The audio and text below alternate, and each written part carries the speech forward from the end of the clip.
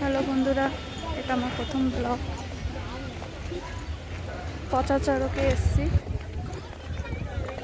এসে আকাশের অবস্থা খুব খারাপ।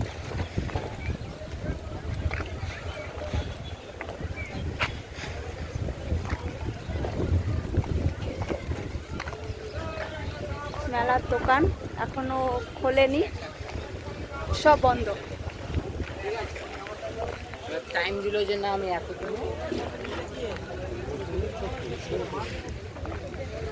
দোলনা সব দোকানপাট।